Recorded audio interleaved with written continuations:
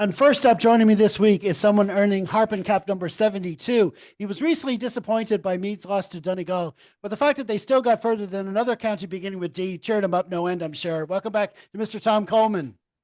Thank you, Jeff. Yeah, thanks. I thought I left that behind, but thanks for bringing it up again.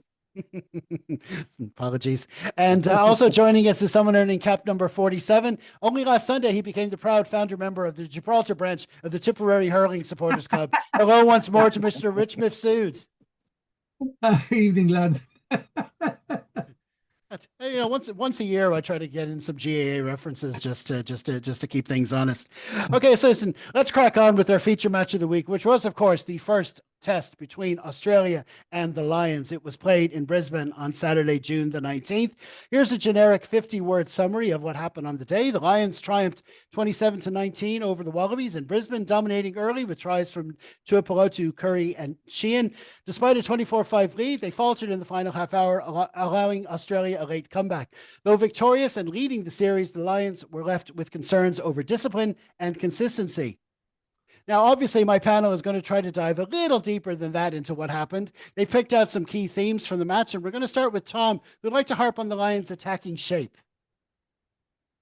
Yeah, I think, we all looking at Andy Farrell coach teams over the last few years, we can see that Farrell would definitely have a certain pattern of play that he likes to play to.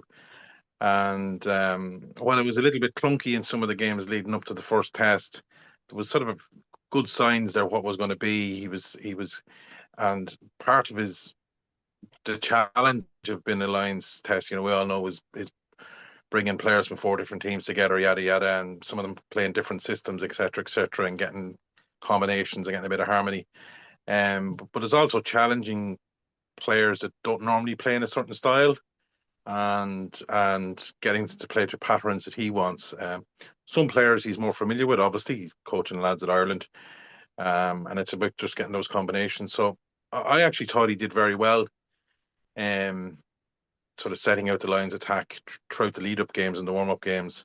What's visible a lot from the Lions play is the sort of diamond pod of 4. A lot of the times it rotates who's at the front of the diamond. I suppose the most, just harping on that tip of the diamond, the most obvious person who's come to the fore has been Tadhg Furlong. His ability to sort of take it into contact, or his little passes out the back, that's a skill set we've known Furlong has had for a long time. And therefore, it's a harder challenge with the likes of Will Stewart trying to match that if he's asked to fill that role, and that's the challenge Andy Farrell would have.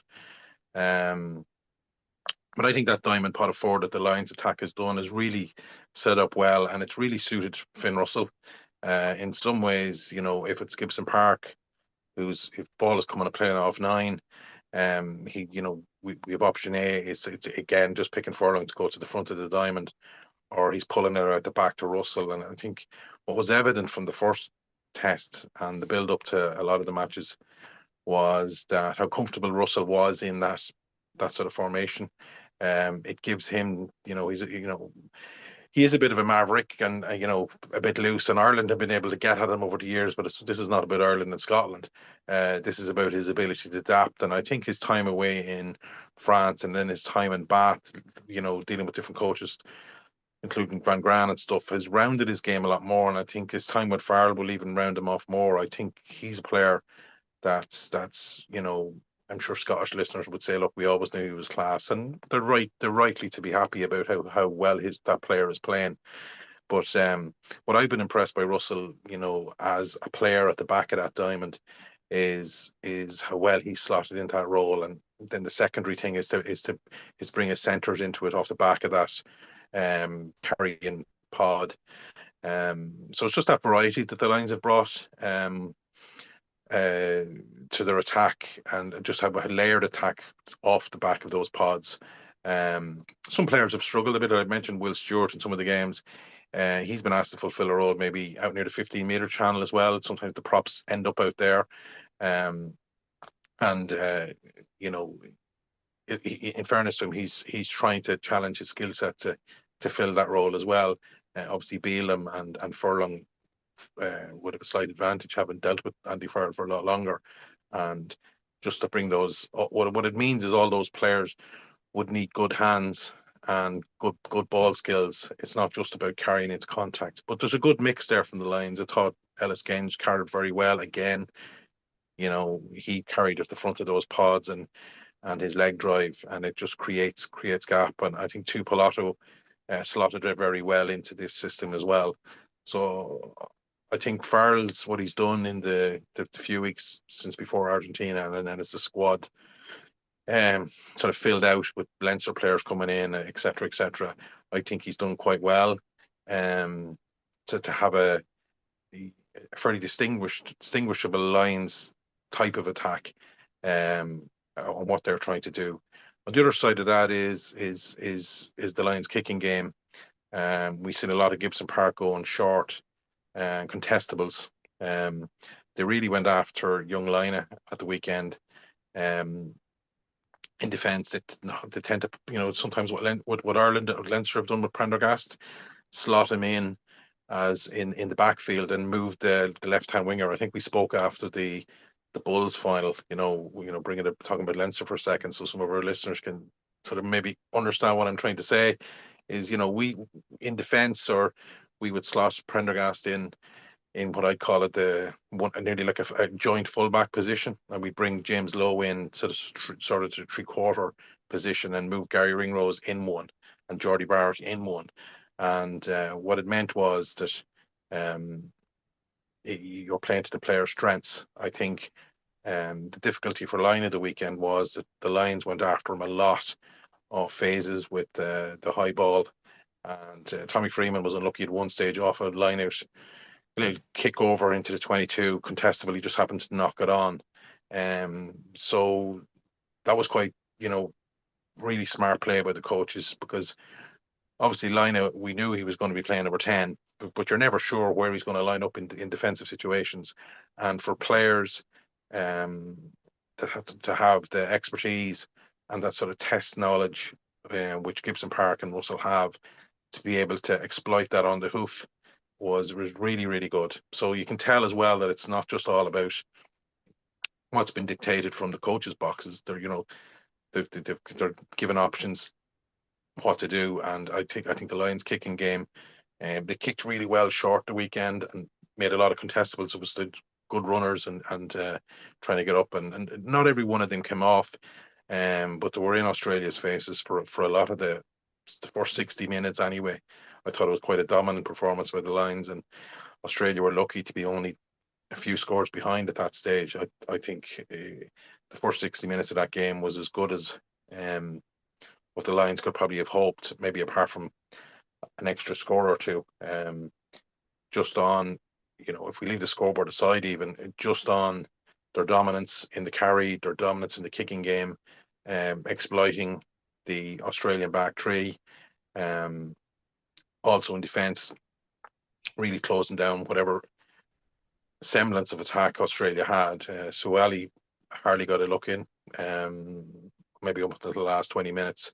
They really shut down that threat as well. So overall, just the Lions attack, for a team of,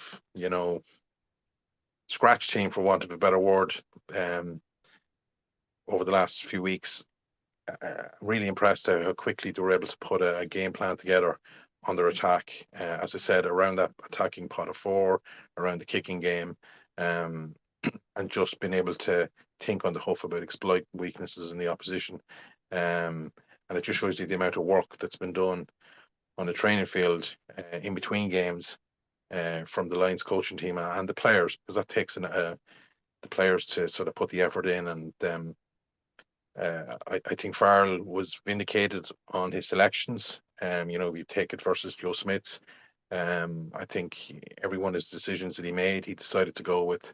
Maybe his hand was slightly forced with Gary Ringrose's concussion, but he went with the Scottish partnership and they didn't let him down. And obviously the Russell Gibson Park 9-10 combination is the best on these two islands. Both of them are really dovetailing well with each other, and he was vindicated in his selection of Joe McCarthy. Mightn't have been everybody's pick say halfway through the season, the regular Northern Hemisphere season, but McCarthy's proven his worth.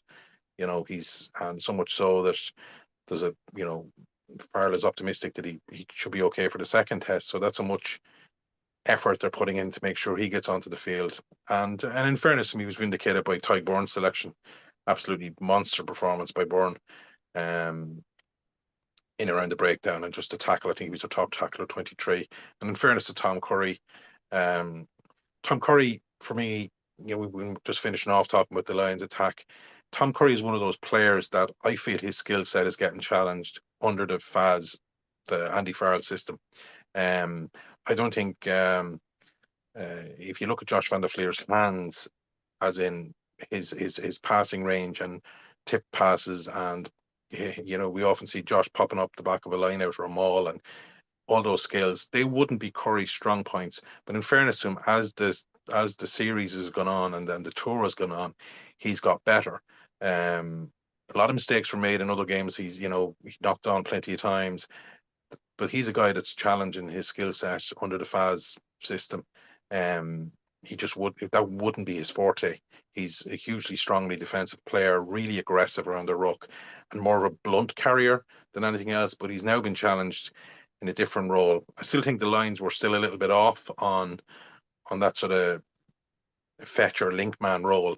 But I think Curry, in fairness to him, is what you got to give any player. He's taking the challenge and trying to add more strings to his bow, and he's already good at a lot of things in the back row. So yeah, I was very impressed by the Lions attack and how quickly Farrell has a sort of a really semblance of an attacking plan that ordinarily you mightn't see with some international teams who play with each other all the time. That's the biggest compliment I can give to him. Yeah, absolutely. I mean, first of all, you mentioned the Leinster final against the Bulls. Who won that again? I can't. I keep forgetting. I need reminding. No, seriously. Listen. I mean, a year ago we were talking about who was going to play 10 for the Lions, and it was a debate. It was a debating point, and there was no way Finn Russell was nailed on. About 12 months ago, there was a lot of names in that, and I mean, you would have thought on experience that he would have been, but because he's so unpredictable and he can blow hot and cold, whatever. But I think the Lions, the series took off for them when I can't remember who the opposition was, but it was a midweek game when Gibson Park and Russell started, and just all of a sudden there was attacking moves. It was flowing. They were advancing the ball. They were putting the ball through the hands as well, and advancing every time. It was really just all of a sudden it just like it came to life, and you knew even that first game that they were the partnership for the test series. So yeah, I mean, and it's been really good. And like you say, the kicking game as well. It's like he almost had it on the string. It wasn't even just that they were attacking lineup, but they were so accurate as well. James Lowe it was like a magnet. It was going to him each and every time. And even if he didn't actually get the ball, he just caused enough disruption to either force them back if they had it, or we'd end up with it, or the Lions would end up with it anyway, so it was impressive. Having said that, you did mention that if we felt like we did leave a couple of tries behind. I mean, what was it? It was 3 tries all at the end of it all. It was, I think, that may have been a lot to what happened in the second half. We a couple of calls, or we came close a couple of times. We thought Hugh Jones went over, but he'd been tackled, and a lot of things happened there. But overall, the especially when you compare the two teams, you're going to talk about the Australians later. There was one side that definitely had that side of the game, much better prepared. What did you think, Rich?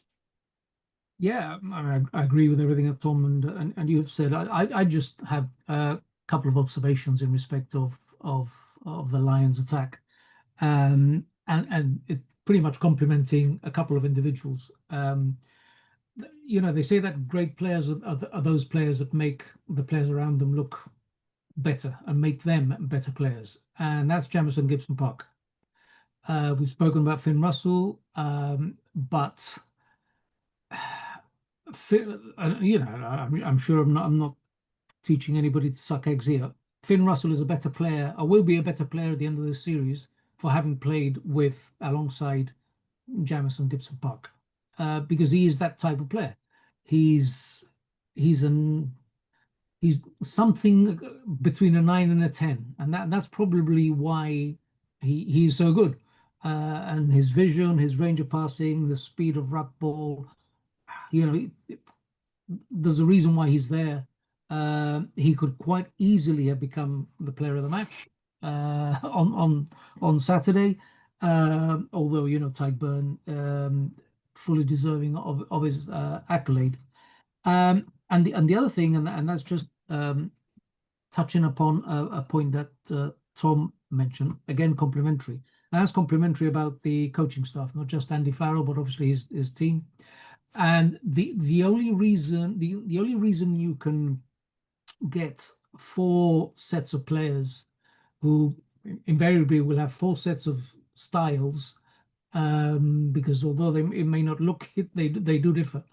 To be able to be on the same hymn sheet is clarity of purpose and clarity of communication, and that is it. And that it may sound simple, it is anything but. You need to be able to communicate clarity. You need to be able to make it very easy for those players to adapt. And I take the point about Curry and Stewart trying to adapt to a style that they are not familiar with, and that's kudos to those players because this is unfamiliar territory for them. And again, they will improve following this tour. I'm not sure that's a very good thing from my perspective, but there you go. But no, you know, seriously, it's down in my humble opinion, it's down to 2 individuals. One of them is Jamison on the field. The other one is is Andy Farrell and his team in terms of attacking ideas. And we haven't seen any trick plays really. No first phase set piece moves yet. You know, and I'm sure that Tom will touch upon it. They haven't had to, and that is the bottom line. You know, there was a huge gulf between both teams. We should have put them to bed ages ago in that match, but alas, it wasn't to be.